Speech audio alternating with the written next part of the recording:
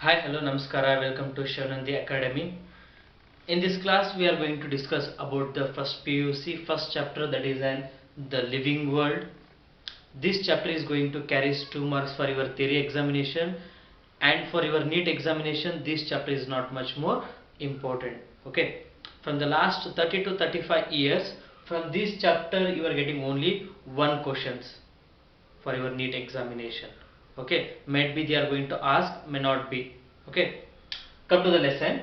Here in this lesson we are going to study about these 4 topics, that is what is living, diversity in the living world, taxonomical categories, and the taxonomical aids. Okay, first we will start with that. What is living? Any organisms, we are going to call it as an living organisms. It is having the different properties. The based on that characteristics, we are going to decide that the any organisms as having the living capacity. It's a living organism. Okay, that properties we are going to classify into 5 different types. They are growth, reproduction, metabolism, cellular organization, and at last we are having the consciousness. Okay, these are the 5 properties. The based on that we are going to call any organisms called as a living organisms. Okay, example ನಾವೇನು ತಗೋಬೋದಪ್ಪ ಅಂತಂದ್ರೆ, take example of this board. Okay, ಈ ಬೋರ್ಡ್ಗೆ ಯಾವುದು living property ಅಲ್ಲ, ಇದನ್ನ ನಾವು living things ಅಂತ ಕರೆಯಂಗಿಲ್ಲ. ಯಾಕಪ್ಪ ಅಂತಂದ್ರೆ ಈ ಬೋರ್ಡ್ ಗ್ರೋ ಆಗಂಗಿಲ್ಲ, ಇಷ್ಟೇ ಇರ್ತದೆ. ಈ ಬೋರ್ಡ್ ಸೈಜ್ ಎಷ್ಟದಂದ್ರೆ ಅಷ್ಟೇ ಈ ಬೋರ್ಡ್ ಇರ್ತದೆ, ಜಾಸ್ತಿ ಗ್ರೋ ಆಗಂಗಿಲ್ಲ. ಓಕೆ, ನೆಕ್ಸ್ಟ್ ಏನಪ್ಪಾ ಅಂತಂದ್ರೆ ರೀಪ್ರೊಡಕ್ಷನ್. ಈ ಬೋರ್ಡ್ ಇಂದ ಇನ್ನೊಂದು ಬೋರ್ಡ್ ಆಗಂಗಿಲ್ಲ. ಈ ಬೋರ್ಡ್ ಇಲ್ಲೇ ಹಾಕಿದ್ ನಾನು ಒಂದು ವಾರ ಆಯ್ತು, ಇನ್ನೊಂದು ಬೋರ್ಡ್ ಅಂತೂ ಫಾರ್ಮೇಶನ್ ಆಗಿಲ್ಲ, ಅಂದ್ರೆ it is not a living organism. Okay, next metabolism. Metabolism ಏನಪ್ಪಾ ಅಂತಂದ್ರೆ the production of energy from the food. ಇದು ಯಾವುದು ಲಿವಿಂಗ್ ಥಿಂಗ್ ಇಲ್ಲಪ್ಪ ಅಂದ್ರೆ ನಾವು ಫುಡ್ ಕೊಡಂಗಿಲ್ಲ, that is also non living thing. Next cellular organization, ಇದ್ರೊಳಗೆ ಸೆಲ್ಸ್ ಪ್ರೆಸೆಂಟ್ ಇರಲ್ಲ, ಅಟಮ್ ಪ್ರೆಸೆಂಟ್ ಇರ್ತಾವೆ. ಆ್ಯಂಡ್ ಕಾನ್ಶಿಯಸ್ನೆಸ್, ನಾವು ಇದಕ್ಕೆ ಎಷ್ಟೇ ಹೊಡೆದ್ರು ಏನೇ ಮಾಡಿದ್ರು ಇದು ರಿಯಾಕ್ಟ್ ಮಾಡಂಗಿಲ್ಲ, ಅಂದ್ರೆ ಇದಕ್ಕೆ ಕಾನ್ಶಿಯಸ್ನೆಸ್ ಇಲ್ಲ.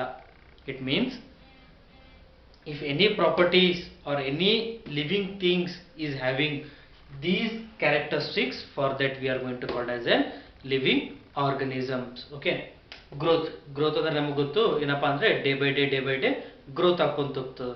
ಇಟ್ ಮೇ ಬಿ ಹೈಟ್ ಇರ್ಬೋದು, ಸೈಜ್ ಇರ್ಬೋದು, ಗ್ರೋತ್ ಹಾಕೊಂತದ್ದು. ರೀಪ್ರೊಡಕ್ಷನ್ ಅಂತಂದ್ರೆ ಆಲ್ರೆಡಿ ನೀವೆಲ್ಲ 8th ಮತ್ತು 9th ಸ್ಟ್ಯಾಂಡರ್ಡ್ ಒಳಗೆ ಸ್ಟಡಿ ಮಾಡಿ ಬಂದಿರ್ತೀವಿ.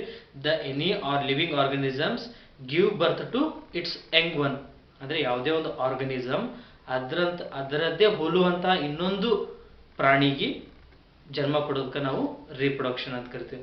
And next that is the metabolism. The metabolism is nothing but the any organism is going to produce the energy from the food. ಯಾವುದೋ organism ನಮ್ಮ ಬಾಡಿದವ್ರು ನಾವೇನು ಮಾಡ್ತೀವಿ, ಊಟ ಮಾಡ್ತೀವಿ, ಚಪಾತಿ, ರೊಟ್ಟಿ, ಅನ್ನ, ಸಾರು ಎಲ್ಲ ಊಟ ಮಾಡ್ತೀವಿ. ಅದರಿಂದ ನಮ್ಮ ಬಾಡಿಗೆ ಏನು ಬರ್ತದೆ, ಎನರ್ಜಿ ಬರ್ತದೆ. ಓಕೆ, ಆ ಫುಡ್ ಎನರ್ಜಿಯಾಗಿ ಕನ್ವರ್ಟ್ ಆಗ್ತದೆ. ದಟ್ ಪ್ರೊಸೆಸಿಗೆ ನಾವೇನಂತ ಕರಿತೀವಪ್ಪ ಅಂತಂದ್ರೆ ಮೆಟಾಬಾಲಿಸಮ್ ಅಂತ ಕರಿತೀವಿ. And next we are having the cellular organization. ನಮಗೆ ಗೊತ್ತು the whatever the organs we are having in our body, ನಮ್ಮ ಬಾಡಿ ಒಳಗಿರುವಂಥ ಎಲ್ಲ ಅಂಗಾಂಶಗಳು, ಆರ್ಗನ್ಸ್ಗಳೇನು ಇದರಿಂದ ಫಾರ್ಮೇಷನ್ ಅಂದರೆ ಸೆಲ್ಲಿಂದ ಫಾರ್ಮೇಷನ್ ಆಗಿದೆ. Cellular level of organization, next tissue level of organization, organ level of organization, next is organ system, and organ system is going to form an organisms. Okay, ಅದು ಎಲ್ಲಿಂದ ಸ್ಟಾರ್ಟ್ ಆಗ್ತಪ್ಪ ಅಂದ್ರೆ ಸೆಲ್ಲಿಂದ ಸ್ಟಾರ್ಟ್ ಆಗ್ತದೆ. But non living thing ಒಳಗೆ ಏನು present ಇರ್ತಾವ ಅಂದ್ರೆ ಸ್ಮಾಲ್ ಅಮೌಂಟ್ ಅಟಮ್ಸ್ಗಳು ಪ್ರೆಸೆಂಟ್ ಇರ್ತಾವೆ, ಸ್ಮಾಲ್ ಅಮೌಂಟ್ ಆಫ್ ಅಟಮ್ಸ್ಗಳು. ಓಕೆ, ಇನ್ ಲಿವಿಂಗ್ ಆರ್ಗನಿಸಮ್ಸ್ ಒಳಗೆ we are going to see the cells. Next that is on consciousness. ನಮ್ಗೆ ಗೊತ್ತು ಕಾನ್ಶಿಯಸ್ನೆಸ್ ಏನಪ್ಪಾ ಅಂತಂದ್ರೆ the organism is going to react for its external environment. Okay, ಏನೈತಪ್ಪ ಅಂತಂದ್ರೆ summer season start ಆಯ್ತಪ್ಪ ಅಂದ್ರೆ ಏನು ಮಾಡ್ತೀವಿ ನಾವು, ಎನ್ವಿರಾನ್ಮೆಂಟ್ ಒಳಗೆ ಜಾಸ್ತಿ ಹೀಟ್ ಇರ್ತದೆ ಸಮ್ಮರ್ ಸೀಸನ್ ಒಳಗೆ. ನಾವೇನು ಮಾಡ್ತೀವಿ, ಫ್ಯಾನಿಗೆ ಕೆಳಗೆ ಕುಂದ್ರಕ್ಕೆ ಸ್ಟಾರ್ಟ್ ಮಾಡ್ತೀವಿ, ಕಾಟನ್ ಬಟ್ಟೆಗಳು ಹಾಕೊಳ್ಳೋಕೆ ಸ್ಟಾರ್ಟ್ ಮಾಡ್ತೀವಿ. ಇನ್ ಕೇಸ್ ವಿಂಟರ್ ಇತ್ತಪ್ಪ ಅಂದ್ರೆ ನಾವೆಲ್ಲ ಸ್ವೆಟರ್ ಹಾಕೊಳ್ಳೋಕೆ ಸ್ಟಾರ್ಟ್ ಮಾಡ್ತೀವಿ. It means we are going to react for the external environment. ಅದಕ್ಕೆ ನಾವೇನು ಕರಿತೀವಪ್ಪ ಅಂದ್ರೆ ಕಾನ್ಶಿಯಸ್ನೆಸ್ ಅಂತ ಕರಿತೀವಿ. These are the 5 properties. On the basis of these 5 properties, we are going to call it as an the animal is having the living, or anything we are going to call it as an living organisms. Okay, next topic you are having, that is an diversity in the living world. Diversity is nothing but the types of organisms. ಒಂದು particular organism ಇರುತ್ತೆ, ಅದರ ಟೈಪ್ಸ್ಗಳಿಗೆ ನಾವೇನಂತ ಕರಿತೀವಪ್ಪ ಅಂದರೆ biodiversity ಅಂತ ಕರಿತೀವಿ. Okay, till ನಾವು ಇಲ್ಲಿ ತನಕ ನಾವು ಕಂಪ್ಲೀಟ್ ನಮ್ಮ ಅರ್ಥದೊಳಗೆ 107 ಇಂದ 108 ಮಿಲಿಯನ್ ಸ್ಪೀಸೀಸ್ಗಳನ್ನ ಐಡೆಂಟಿಫೈ ಮಾಡಿ. ಇದು species, not A population. Remember that. ಬಹಳ ಸ್ಟೂಡೆಂಟ್ಸ್ ಕನ್ಫ್ಯೂಷನ್ ಮಾಡ್ಕೊತಾರೆ ಪಾಪ್ಯುಲೇಷನ್ ಮತ್ತು ಸ್ಪೀಸೀಸ್ ಒಳಗೆ. Okay, it's a species. 107 to 108 million species till now we have identified. Okay, the next we are having, that is about an taxonomy. Taxonomy is nothing but the study of identification, classification and nomenclature of the organisms. ನಾವು ಯಾವುದೇ ಒಂದು ಆರ್ಗನಿಸಮ್ಸ್ನ identify ಮಾಡ್ತೀವಿ first, ನಂತರ ಅದನ್ನು classify ಮಾಡಿ ಅದಕ್ಕೊಂದು name ಕೊಡ್ತೀವಿ. Okay, ಅದಕ್ಕೆ ನಾವೇನು ಕರಿತೀವಪ್ಪ ಅಂದರೆ ಟೆಕ್ಸಾನಮಿ ಅಂತ ಕರಿತೀವಿ. ಯಾವುದೇ ಒಂದು ಆರ್ಗನಿಸಮ್ ಪರ್ಟಿಕ್ಯುಲರ್ ಆಗಿ ನೋಡಿದೆವಪ್ಪ ಅಂದರೆ ಫಸ್ಟ್ ನಾವು ಐಡೆಂಟಿಫೈ ಮಾಡ್ತೀವಿ ಇದು ಏನಾದ. ಈಗ ಯಾವುದೊಂದು ಆರ್ಗನಿಸಮ್ ಬರುತ್ತೆ ಐಡೆಂಟಿಫೈ ಮಾಡ್ತೀವಿ. ಅರ್ಥವರ್ಮ್ ಅದ, ರಿಂಗ್ ವರ್ಮ್ ಅದ, ಅದನ್ನು ಐಡೆಂಟಿಫೈ ಮಾಡ್ತೀವಿ. ಅದಾದ ನಂತರ ಅದನ್ನು ಕ್ಲಾಸಿಫೈ ಮಾಡ್ತೀವಿ. The classification is completely based on the internal as well as the external structure of an organism. Internal ಮತ್ತು ಎಕ್ಸ್ಟರ್ನಲ್ ಸ್ಟ್ರಕ್ಚರ್ ಇರುತ್ತಲ್ಲ ಆರ್ಗನಿಸಮ್ ಒಳಗೆ, ಅದ್ರ ಮೇಲೆ ನಾವೇನು ಮಾಡ್ತೀವಿ ಅಂದರೆ ಕಂಪ್ಲೀಟ್ ಆಗಿ ಒಂದು ಆರ್ಗನಿಸಮ್ನ ಕ್ಲಾಸಿಫೈ ಮಾಡ್ತೀವಿ. And next we are having the nomenclature. Nomenclature ಅಂದರೆ ಐಡೆಂಟಿಫೈ ಆಯಿತು, ಕ್ಲಾಸಿಫಿಕೇಶನ್ ಆಯಿತು. ನೆಕ್ಸ್ಟ್ ನಾವೇನು ಮಾಡ್ಬೇಕಂದ್ರೆ ಅದಕ್ಕೊಂದು ನೇಮ್ ಕೊಡಬೇಕು. ಅನ್ನೊಂದು ಸ್ಪೀಸ್ ಅದ ನಮ್ಗೆ ಗೊತ್ತಿಲ್ಲದು, ಅದಕ್ಕೆ ನಾವೇನು ಮಾಡ್ತೀವಪ್ಪ ಅಂದ್ರೆ ಕ್ಲಾಸಿಫೈ ಆದ ನಂತರ ಒಂದು ನೇಮ್ ಕೊಡ್ತೀವಿ. ಆ ನೇಮ್ ಕೊಡೋ ರೆಸ್ಪಾನ್ಸಿಬಿಲಿಟಿ ಯಾರಿಗಿರ್ತಪ್ಪ ಅಂತಂದರೆ, in case that organism or that species is belongs to the plant, ಅದು ಪ್ಲಾಂಟಿಗೆ ಬಿಲಾಂಗ್ಸ್ ಆಗಿತ್ತಪ್ಪ ಅಂದರೆ ICBM ದವ್ರು ನೇಮ್ ಕೊಡ್ತಾರೆ, international code for the botanical nomenclature. ಆ ಸ್ಪೀಸೀಸ್ ಒಂದು ಎನಿಮಲ್ ಆಗಿತ್ತಪ್ಪ ಅಂತಂದರೆ ICZ ಅಂದವ್ರು ನೇಮ್ ಕೊಡ್ತಾರೆ. ICZN is nothing but international code for the zoological nomenclature. Remember that. MCQ question ಒಳಗೆ ಇದ್ರದ್ದು ಈ ಟೈಪ್ ಕ್ವಶನ್ಸ್ ಬರ್ಬೋದು MCQ ಒಳಗೆ. Okay, expand the ICBN, expand ICZN. Okay, ICBN ಅಂದರೆ international code for botanical nomenclature, ICZN ಅಂದರೆ international code for zoological nomenclature. These two organizations will give name for the plant and animals. ಯಾವ name ಕೊಡ್ತದಪ್ಪ ಅಂತಂದರೆ scientific name ಕೊಡ್ತದೆ. ನಮಗೆಲ್ಲರಿಗೂ ಗೊತ್ತು common name ಅಂತ. Common name ಏನಾಗ್ತಪ್ಪ ಅಂದರೆ ಆ ಪರ್ಟಿಕ್ಯುಲರ್ ಲ್ಯಾಂಗ್ವೇಜಿಂದ ಲ್ಯಾಂಗ್ವೇಜಿಗೆ ಚೇಂಜ್ ಆಗ್ಬೋದು, ಮತ್ತು ಒಂದು ಪ್ಲೇಸಿಂದ ಇನ್ನೊಂದು ಪ್ಲೇಸಿಗೆ ಕಾಮನ್ ನೇಮ್ ಕಂಪ್ಲೀಟ್ ಆಗಿ ಚೇಂಜ್ ಆಗ್ತದೆ. ಬಟ್ ಸೈಂಟಿಫಿಕ್ ನೇಮ್ ಎಂದು ಚೇಂಜ್ ಆಗಂಗಿಲ್ಲ. ಓಕೆ, ಈ ಸೈಂಟಿಫಿಕ್ ನೇಮ್ ಹೆಂಗೆ ಕೊಡ್ತಾರಪ್ಪ ಅಂದರೆ we have some certain rules. ಒಂದು ಕಂಪ್ಲೀಟ್ ಒಂದು ಸ್ವಲ್ಪ ರೂಲ್ಸ್ ಅದ, set of rules. Based on that set of rules, these ICBN and ICZN will going to give name to the particular organisms. A particular organisms ಏನು ಮಾಡೋದು ಅಂದರೆ ಒಂದು name ಕೊಡ್ತಾರೆ. Okay, next we are going to study about that rules. Now next we are having, that is a rules for giving scientific name. Okay, for that we are going to quote as the universal rules for binomial nomenclature. It is a set of rules. Based on this set of rules, we are going to give the scientific name for particular the organisms. It may be a plant or animals. The first rule is going to say that whatever the name we are giving to the organism, it will be in a Latin language. ಯಾವುದೇ ಒಂದು ಆರ್ಗನಿಸಮಿಗೆ ನಾವು name ಕೊಡಬೇಕಿತ್ತಪ್ಪ ಅಂದರೆ ಅದು compulsory ಇರೋದಂದರೆ Latin language ಒಳಗಿರಬೇಕು. Why? Because the Latin language is one of the dead language at present. ನಮ್ಮ complete world ಒಳಗೆ ಎಲ್ಲೂ ನಾವು ಲ್ಯಾಟಿನ್ ಲ್ಯಾಂಗ್ವೇಜ್ನ ಯೂಸ್ ಮಾಡಲಾಗಿವಿ. Because of that reason we are going to use the Latin language. Latin language is one of the dead language and they have been written in an italics. Language ಆಯಿತು Latin language, but ಹೆಂಗೆ ಬರೀಬೇಕಪ್ಪ ಅಂತಂದರೆ italic ಒಳಗೆ ಬರೀಬೇಕು. Italic ಒಳಗಪ್ಪ ಅಂತಂದರೆ ಎಲ್ಲ ವರ್ಡ್ಸ್ಗಳಿಂದ ಸ್ಲೈಟಾಗಿ bend ಆಗಿರ್ತವೆ. ಅದಕ್ಕೆ ನಾವೇನು ಕರಿತೀವಿ ಇಟಾಲಿಕ್ ಸ್ಟೈಲ್ ಅಂತ ಕರಿತೀವಿ. They are going to return in an italic style. Okay, whenever we are going to write the scientific name, ನಾವು ಸೈಂಟಿಫಿಕ್ ನೇಮ್ ಬರೀಬೇಕಿತ್ತಪ್ಪ ಅಂದ್ರೆ ಲ್ಯಾಟಿನ್ ಲ್ಯಾಂಗ್ವೇಜ್ನ ಯೂಸ್ ಮಾಡ್ತೀವಿ. ಬಟ್ ಇಟಾಲಿಕ್ ಒಳಗೆ ನಾವು ಎಲ್ಲ ವರ್ಡ್ಸ್ಗಳನ್ನ ಬೆಂಡ್ ಮಾಡಿ ಬರೆಯೋಕೆ ಆಗಂಗಿಲ್ಲ.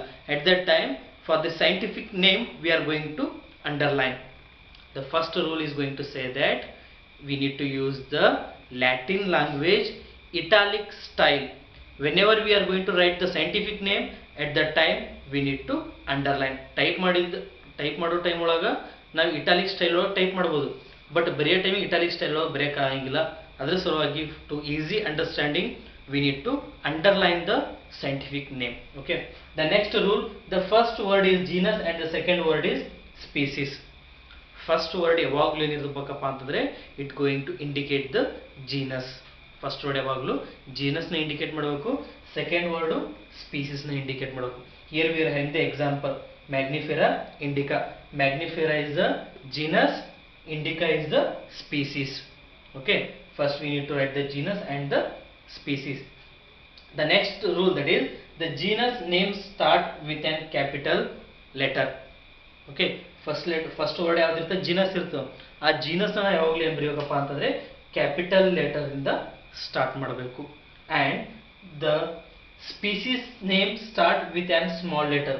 ನೆಕ್ಸ್ಟ್ ನಾವು ಕ್ಯಾಪಿಟಲ್ ಲೆಟರ್ ಬರೆಯಂಗಿಲ್ಲ, ಇಲ್ಲಿಂದ ಏನು ಮಾಡಬೇಕಪ್ಪ ಅಂತಂದ್ರೆ ಸ್ಪೀಸೀಸ್ ನೇಮ್ನ ಸ್ಮಾಲ್ ಲೆಟರ್ ಇಂದ ಸ್ಟಾರ್ಟ್ ಮಾಡಬೇಕು. Okay, that is the correct writing of the scientific name. And the last rule is going to tell that the name of the author appearance at the end. Name of the author ಅಂತಂದ್ರೆ who are the scientist is going to identify the organism. ಯಾವುದೇ ಒಬ್ಬ scientist ಒಂದು ಆರ್ಗನಿಸಮ್ನ identify ಮಾಡಿದ್ನಪ್ಪ ಅಂದ್ರೆ ಆ scientist ನೇಮ್ನ scientific name end ಒಳಗಡೆ ಏನು ಮಾಡಬೇಕಪ್ಪ ಅಂದರೆ we need to write. Okay, here was the example Mangifera indica Linn. It is the correct word of the correct name of the mango. ಮ್ಯಾಂಗೋದೇನಪ್ಪ ಅಂದ್ರೆ ಒಂದು ಸೈಂಟಿಫಿಕ್ ನೇಮ್. ಓಕೆ, ಫಸ್ಟ್ ನಮ್ಗೇನದು genus, second species, at last we are having the scientist name. Genus is start with capital letter, species is going to start with a small letter. Okay, ಯಾವುದೇ scientist ಇರಲಿ, ಯಾವುದೇ ಒಬ್ಬ person ಇರಲಿ, ಆರ್ಗನಿಸಮ್ನ identify ಮಾಡಿನಪ್ಪ ಅಂತಂದರೆ ಅವ್ರ ಲೆಟರ್ನ ಅವ್ರ particular word ನೇಮ್ನ last ಒಳಗೆ identify ಮಾಡ್ತಾರೆ. ನಾನೇ ಎಕ್ಸಾಂಪಲ್ ತೊಗೊಂಡೆ, ನಾನೇ ಯಾವುದಾದ್ರೂ ಒಂದು ಆರ್ಗನಿಸಮ್ನ ಐಡೆಂಟಿಫೈ ಮಾಡಿದೆ.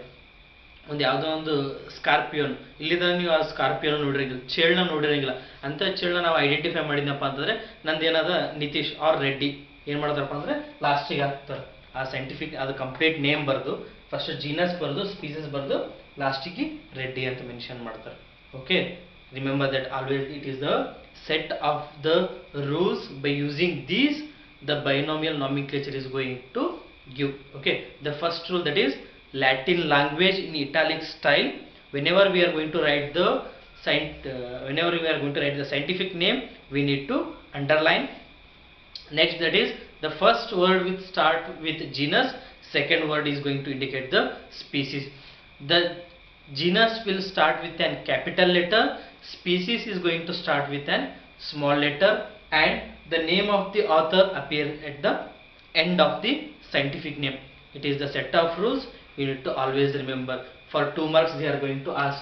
ಇದು ಏನಪ್ಪ ಅಂತಂದರೆ 2 marks ಕ್ವಶನಿಗೆ ಕೇಳ್ಬೋದು. Okay, remember for your theory ಎಕ್ಸಾಮ್ಸಿಗೆ 2 ಮಾರ್ಕ್ಸಿಗೆ ಬರ್ತದೆ. ಅವ್ರ ಎಮ್ ಸಿ ಕ್ಯೂ ಕೂಡ ಹೆಂಗೆ ಕೇಳ್ಬೋದಪ್ಪ ಅಂದರೆ they are going to ask that in at the time of writing scientific name the first word is going to indicate ಹಿಂಗೆ ಕೇಳ್ಬೋದು. Or one more question, at the time of writing scientific name second word is going to indicate. First word ಏನು indicate ಮಾಡ್ತಂದ್ರೆ genus, second word ಏನು indicate ಮಾಡ್ತಪ್ಪ ಅಂತಂದರೆ species. Okay, always remember this. ಇವೆಲ್ಲ ಇದು ನಾಲ್ಕು set of rules ಒಳಗೆ ನಿಮಗೆ theory questions ಬರ್ಬೋದು 2 ಮಾರ್ಕ್ಸಿಗೆ, ಅಥವಾ 1 ಮಾರ್ಕ್ಸ್ ಎಮ್ ಸಿ ಕ್ಯೂ ಒಳಗೆ ಫಿಲ್ ಇನ್ ದ ಬ್ಲ್ಯಾಂಕ್ಸ್ ಒಳಗೂ ಕ್ವಶನ್ಸ್ ಬರ್ಬೋದು. Okay, remember that. Okay, these rules has been used by the ICBN as well as the ICZN. ನೆನ್ಪಿಡ್ಬೋದು, ICBN ಮತ್ತು ICZN ಏನು ಮಾಡ್ತಪ್ಪ ಅಂದರೆ ಈ ಪರ್ಟಿಕ್ಯುಲರ್ ರೂಲ್ಸ್ನ ಇಟ್ಟುಕೊಂಡು ಒಂದು ಆರ್ಗನಿಸಮ್ಸಿಗೆ ಸೈಂಟಿಫಿಕ್ ನೇಮ್ ಆರ್ ಬಯೋಲಾಜಿಕಲ್ ನೇಮ್ನ ಕೊಡ್ತಾರೆ. Okay, next we are having that is on taxonomical category or we are going to call it as an rank. The any type of organisms we have going to arrange the based on the characteristics or we are going to classify. Okay, it is a systematic way of categorizing the any particular organisms. Okay, the first highest category we are having, the highest rank we are having, that is a kingdom. The after kingdom, that is phylum, class, order, family, genus and the species. Species and the genus we are going to use to write the scientific name. Okay, are you remembering that about writing of an scientific name or the rule of a biological classification? There we have said about species and the genus. Okay, look at here, we can give an example. Kingdom, the animal kingdom or maybe a plant kingdom. Phylum, chordata. Class, mammal. Order, primate. Family, Hominidae. Genus, Homo. Species, sapiens. Homo sapiens is the scientific name of human beings. Homo sapiens. Genus and species we are going to use for writing the scientific name. It's about the taxonomical category, and the definition of these all the ranks they have given in a textbook. ಇದರದೆಲ್ಲರದು ಏನು ಕೊಟ್ಟರಪ್ಪ ಅಂತಂದ್ರೆ definitions ಕೊಟ್ಟರು. Species ಅಂದ್ರೆ ಏನಪ್ಪ ಅಂದ್ರೆ the organism are closely related to the characteristics. ಯಾವುದೇ ಒಂದು ಆರ್ಗನಿಸಮ್ ಒಂದು ಕ್ಯಾರೆಕ್ಟರ್ಗೆ ಏನಾಗ್ತದೆ, ಕ್ಲೋಸ್ಲಿ ರಿಲೇಟೆಡ್ ಆಗಿರ್ತದೆ, ಅದಕ್ಕೆ ನಾವು ಸ್ಪೀಸೀಸ್ ಅಂತ ಕರಿತೀವಿ. ಜೀನಸ್ ಅಂದ್ರೆ genus are close related to the species. Family is nothing but close related to the genus. ಹಿಂಗೆ ಕಂಪ್ಲೀಟ್ ಆಗಿ ಏನು ಬರ್ತವಪ್ಪ ಅಂತಂದ್ರೆ ಎಲ್ಲ ರ್ಯಾಂಕ್ಗಳದ್ದು ಪರ್ಟಿಕ್ಯುಲರ್ ಡೆಫಿನೇಷನ್ಸ್ ಬರ್ತವೆ and they are easy to remember that. But ಇಲ್ಲಿ ಯಾವುದು ನಿಮ್ಮ ಎಕ್ಸಾಮಿಗೆ ಇಂಪಾರ್ಟೆಂಟ್ ಆಗಲ್ಲ, ಯಾವುದು ಡೆಫಿನೇಷನ್ ಆಗಲ್ರಿ, ನಿಮ್ದು ಯಾವುದು ಎಕ್ಸಾಮಿಗೆ ಕೇಳಂಗಿಲ್ಲ. ನಾ ಅವಾಗ ಹೇಳಿದ್ರೆ 2 marks ಒಂದು ಫಿಕ್ಸ್ ಕ್ವಶನ್ ಬರ್ತಂದ್ರೆ that question we are going to ask from the rules of an biological nomenclature. ಅಲ್ಲಿಂದ ಒಂದು 2 marks ಕ್ವಶನ್ಸ್ ಬರ್ತವೆ. Apart from that, from these the questions may not come. Maximum questions ಬರಂಗಿಲ್ಲ. No need to worry about that. Okay, it is a last topic of the first chapter, that is and the taxonomical aids. Okay, in the taxonomical aids we are going to study about the herbarium, botanical garden, biological museum as well as a zoological park. Okay, the herbarium is nothing but we are going to preserve the plant ಏನು ಮಾಡ್ತೀವಪ್ಪ ಅಂದ್ರೆ ಒಂದು particular ಪಾರ್ಟ್ನ complete ಆಗಿ preserve ಮಾಡ್ತೀವಿ in an herbarium sheet. Herbarium ಶೀಟ್ನ ಏನು ಮಾಡ್ತೀವಿ, ಫಸ್ಟ್ ಒಂದು ಪ್ಲ್ಯಾಂಟ್ ಯಾವುದಾದ್ರೂ ಒಂದು ಲೀಫ್, ಫ್ಲವರ್, ರೂಟ್ ಏನು ಮಾಡ್ತೀವಿ, ಹರ್ಬೇರಿಯಂ ತೊಗೊಂಡು ಡ್ರೈ, ನಾಟ್ ಸನ್ಲೈಟ್ ಒಳಗೆ ಅದನ್ನು ಡ್ರೈ ಮಾಡಲ್ಲ, ಹೊರಗಡೆ ಒಂದು ಕ್ಲೋಸ್ಡ್ ರೂಮ್ ಒಳಗೆ ಇಟ್ಟು ಕಂಪ್ಲೀಟಾಗಿ ಡ್ರೈ ಮಾಡಿ ಹರ್ಬೇರಿಯಂ ಶೀಟ್ ಮೇಲೆ ಪೇಸ್ಟ್ ಮಾಡಿ about that we are going to write that. ಅದ್ರ ಬಗ್ಗೆ ಏನು ಮಾಡ್ತೀವಪ್ಪ ಅಂದ್ರೆ ಕೆಲವೊಂದು ಇನ್ಫಾರ್ಮೇಷನ್ಸ್ನ ಬರಿತೀವಿ ನೆಕ್ಸ್ಟ್ ಪೇಜ್ ಒಳಗೆ. ಅದನ್ನೆಲ್ಲ ಬರೆದು ಫೈಲ್ ಒಳಗೆ ಹಾಕ್ತೀವಿ. That we need to write in herbarium sheet. Herbarium sheets ಒಂದು ಸಪ್ರೇಟ್ ಬರ್ತವೆ, ಆ ಶೀಟ್ ಒಳಗೆ ಮಾಡ್ತೀವಿ. Okay, that we are going to preserve the plant materials. Okay, ಒಂದು ಎಕ್ಸಾಂಪಲ್ ತೋರಿಸ್ತೀನಿ ನಿಮಗೆ. You can see here herbarium. Okay, ಇನ್ನು ನಾನು ಲಾಸ್ಟ್ ಕಾಲೇಜ್ನಾಗ ವರ್ಕ್ ಮಾಡ್ತಿರೋ ನನ್ನ ಸ್ಟೂಡೆಂಟ್ಸ್ ಕೊಟ್ಟಿಲ್ಲ ನನಗೆ ಇದನ್ನು ಮಾಡಿ. ಒಂದೊಂದು ಪೇಜ್ನ ತೆಗೆದು ತೋರಿಸ್ತೀನಿ ನಿಮ್ಗೆ ಹೌ ಇಟ್ ಈಸ್. ನಾನು ಲಾಸ್ಟ್ ಕಾಲೇಜ್ ಒಳಗೆ ನಮ್ಮ ಸ್ಟೂಡೆಂಟ್ಸಿಗೆ ಹೇಳಿದ್ವಿ, ಪ್ರಾಜೆಕ್ಟ್ ವರ್ಕಿಗೆ ಕೊಟ್ಟಿದ್ವಿ. They have did this. I will show.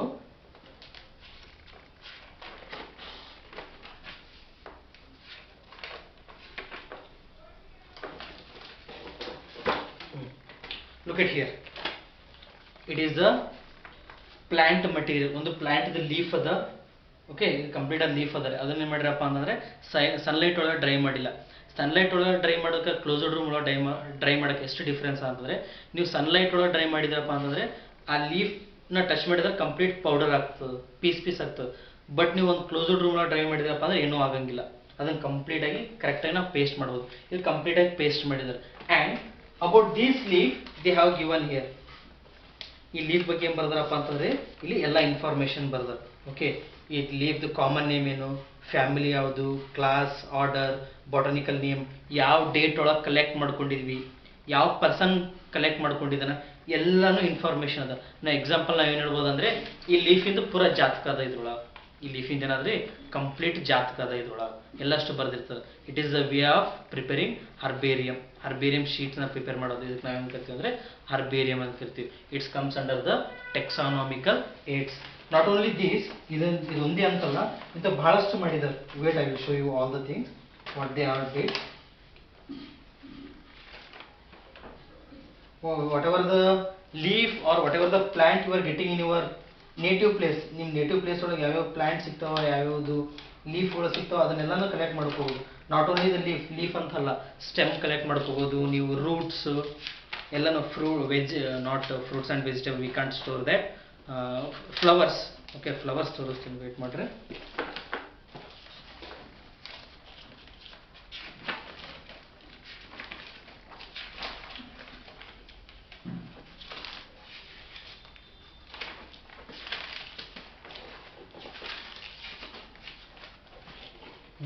Okay, look at here. You can see here ಇಲ್ಲಿ ಲೀಫ್ ಅದ ರೀ, ಅದ್ರ ಇನ್ಫಾರ್ಮೇಶನ್ ಇಲ್ಲಿನೂ ಲೀಫ್ ಅದ, ಅದ್ರ ಇನ್ಫಾರ್ಮೇಶನ್ ಇಲ್ಲಿ ಲೀಫ್ ಮತ್ತು ಫ್ಲವರ್ ಅದ. You can see here the colour of the leaf. ಲೀಫಿನ ಕಲರ್ನು ಏನಾಗಿಲ್ಲ, ಕಂಪ್ಲೀಟ್ ಆಗಿ ಹೋಗಿಲ್ಲ, ಇನ್ನು ಹಂಗೆ ಅದ ರೀ ಕಲರ್. ಓಕೆ, ಕಂಪ್ಲೀಟ್ ಆಗಿ ಪೇಸ್ಟ್ ಮಾಡಿ ಇಲ್ಲಿ ಅದ್ರ ಕಂಪ್ಲೀಟ್ ಇನ್ಫಾರ್ಮೇಶನ್ ಬರ್ದಾರ. ನಾವು ಇದು ಜಾತಕ ಅಂತ ಹೇಳೋದು, ಇದ್ರದ್ದು ಎಲ್ಲ ಪ್ಲಾಂಟ್ ಇಂದು ಜಾತಕ ಅದ. ಇನ್ನು ಕಂಪ್ಲೀಟ್ ಎಷ್ಟು ಮಾಡಿದ್ರಪ್ಪ ಅಂತಂದ್ರೆ ಸಿಕ್ಕಾಪಟ್ಟೆ ಮಾಡಿದರು. ಟೋಟಲ್ ನಂಬರ್ ಆಫ್ ಎಷ್ಟು ಮಾಡಿದಾರೆ ಅಂತಂದ್ರೆ ಅರೌಂಡ್ 15 ಡಿಫ್ರೆಂಟ್ ವೆರೈಟೀಸ್ ಆಫ್ ಪ್ಲಾಂಟ್ಸ್ಗಳದ್ದು ಹರ್ಬೇರಿಯಂ ಶೀಟ್ನ ಪ್ರಿಪೇರ್ ಮಾಡಿದ್ದಾರೆ. Okay, look at here. You can also prepare in your home. ಇದನ್ನ ಮನೆಯಾಗ ಪ್ರಿಪೇರ್ ಮಾಡಿ ಇಟ್ಕೋಬಹುದು. ಆ್ಯಂಡ್ ಸಮ್ ಆಫ್ ದಿ, ನೀವು ಮತ್ತೆ ಎಲ್ಲಾದ್ರೂ ಟ್ರಕ್ಕಿಂಗಿಗೆ ಹೋದಾಗ in summer season you are going for the western ಘಾಟ್ಸ್ಗೆ ಎಲ್ಲಿನ ಟೂರ್ ಅಲ್ಲಿ ಹೋದಲ್ಲಿ, ನಮ್ಮ ಮ್ಯಾಕ್ಸಿಮಮ್ ತಿರುಪತಿ ಮತ್ತು ಶ್ರೀಶೈಲಂ ಹೋದಾಗ ಅಲ್ಲಿ ಫಾರೆಸ್ಟ್ ಅದ. ಆ ಫಾರೆಸ್ಟ್ ಒಳಗೆ we are getting some of the unique plants which we can't see in our area. ನಮ್ಮ ಲೋಕಲ್ ಏರಿಯಾದಾಗ ಸಿಗ್ಲಾರಂತ ಕೆಲವೊಂದು ಯೂನಿಕ್ ಪ್ಲಾಂಟ್ಸ್ಗಳು ಇರ್ತಾವೆ, ಮೆಡಿಸಿನಲ್ ಪ್ಲಾಂಟ್ಸ್ ಇರ್ತಾವೆ. That leaf, stem or that root we can bring and we can preserve in our home. Okay, for that we are going to call it as an herbarium. The next we are having the botanical garden. Botanical garden ಅಂತಂದ್ರೆ in the botanical garden we are going to preserve the live plant. ಇಲ್ಲಿ ಏನು ಮಾಡ್ತೀವಪ್ಪ ಅಂದ್ರೆ live ಪ್ಲಾಂಟ್ನ grow ಮಾಡ್ತೀವಿ. The unique plant which we can't see in our area. ನಮ್ಮ ಏರಿಯಾದಾಗ ಸಿಗ್ಲಾರಂಥ ಪ್ಲಾಂಟ್ಗಳನ್ನ ತೊಗೊಂಬಂದು ಇಲ್ಲಿ ಆ ಪರ್ಟಿಕ್ಯುಲರ್ ಎನ್ವಿರಾನ್ಮೆಂಟ್ ಒಳಗೆ ಹೆಂಗೆ ಗ್ರೋ ಆಗ್ತಿರ್ತೋ ಅದೇ ಎನ್ವಿರಾನ್ಮೆಂಟ್ನ ಕ್ರಿಯೇಟ್ ಮಾಡಿ ಈ ಗಾರ್ಡನ್ ಒಳಗೆ ಕಂಪ್ಲೀಟ್ ಆಗಿ ಗ್ರೋ ಮಾಡ್ತಾರೆ. ಎಕ್ಸಾಂಪಲ್ ನಾವು ಏನು ಹೇಳ್ಬೋದು ಅಂದರೆ, ಇನ್ ಹಿಮಾಲಯಸ್ ಒಳಗೆ ಮೆಡಿಸಿನಲ್ ಪ್ಲಾಂಟ್ಸ್ಗಳು ಸಿಗ್ತಾವೆ. Okay, that medicinal plant can't grow in our area. ನಮ್ಮ ಏರಿಯಾ ಒಳಗೆ ಅಂತ ಮೆಡಿಸಿನಲ್ ಪ್ಲಾಂಟ್ ಗ್ರೋ ಆಗೋಕ್ಕಾಗಲ್ಲ, ಯಾಕಂದರೆ ಅಷ್ಟು ಹ್ಯುಮಿಡಿಟಿ ಇಂಪಾರ್ಟೆಂಟ್ ಆಗ್ತದೆ, ಅವು ಎಕ್ಸ್ಟರ್ನಲ್ ಎನ್ವಿರಾನ್ಮೆಂಟ್ ಇಂಪಾರ್ಟೆಂಟ್ ಆಗ್ತದೆ. ಅದ್ರ ಸಲ ಅಂಥ ಪ್ಲಾಂಟ್ಸ್ಗಳು ಏನು ಮಾಡ್ತಾರಪ್ಪ ಅಂತಂದರೆ ತೊಗೊಂಬಂದು ಇಲ್ಲಿ ಅದೇ ಎನ್ವಿರಾನ್ಮೆಂಟ್ನ ಕ್ರಿಯೇಟ್ ಮಾಡುತ್ತೆ. ಹಿಮಾಲಯನ್ ರೀಜನ್ ಒಳಗೆ ಎಂಥ ಎನ್ವಿರಾನ್ಮೆಂಟ್ ಇರ್ತಲ್ಲ ಅದೇ ಕೋಲ್ಡ್ ರೀಜನ್ನ ಕ್ರಿಯೇಟ್ ಮಾಡಿ ಇಲ್ಲಿ ಪ್ಲಾಂಟ್ನ ಗ್ರೋ ಮಾಡ್ತಾರೆ. That plant we can see there. ಅಲ್ಲಿ ನಾವೇನು ನೋಡೋದಪ್ಪ ಅಂದ್ರೆ ಹೋಗಿ ವಿಸಿಟ್ ಮಾಡಿ ನೋಡ್ಬೋದು.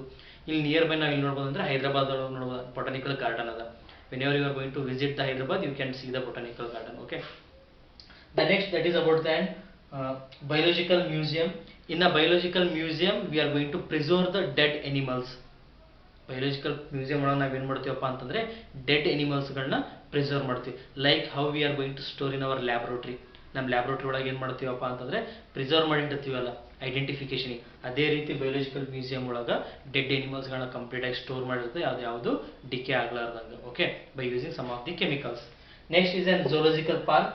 Zoological park is nothing but zoo. Zoological park ಅಂದ್ರೆ ಏನಪ್ಪ ಅಂದರೆ ಝೂ ಅಂತ ಕರಿತೀವಿ. In zoo we are going to preserve the live animals, living animals, and we are going to create the suitable environment for the that particular animals. ಆ animals ಗೆ suitable ಆದಂಥ ಒಂದು environment ನ ಕ್ರಿಯೇಟ್ ಮಾಡಿ ಅಲ್ಲಿ ನಾವೇನು ಮಾಡ್ತೀವಿ ಅಂದ್ರೆ ಪ್ರಿಸರ್ವ್ ಮಾಡ್ತೀವಿ. ನಮ್ಮ ಹತ್ರ ಯಾವುದು ಬೆಸ್ಟ್ ಝೂ ಅಪ್ಪ ಅಂತಾರೆ that is an Mysuru zoo. Mysuru zoo visit ಮಾಡಿದರೆ ನಿಮ್ಗೆ ಗೊತ್ತಿರುತ್ತೆ how they are going to create the environment. ಆ ಪರ್ಟಿಕ್ಯುಲರ್ ಎನಿಮಲ್ಸ್ಗೆ ಎಂಥ ಎನ್ವಿರಾನ್ಮೆಂಟ್ ಬೇಕಲ್ಲ ಹಂಗೆ ಎನ್ವಿರಾನ್ಮೆಂಟ್ನ ಕ್ರಿಯೇಟ್ ಮಾಡಿ ಅಲ್ಲಿ ಏನು ಮಾಡ್ತಾರೆ ಅಂದರೆ ಕಂಪ್ಲೀಟಾಗಿ ಎನಿಮಲ್ಸ್ಗಳನ್ನ ಪ್ರಿಸರ್ವ್ ಮಾಡ್ತಾರೆ, living animals. Okay, it is a completion of your first chapter, that is the living world. If students need notes, please comment, we are going to provide the notes. Thank you for watching, keep watching, thank you.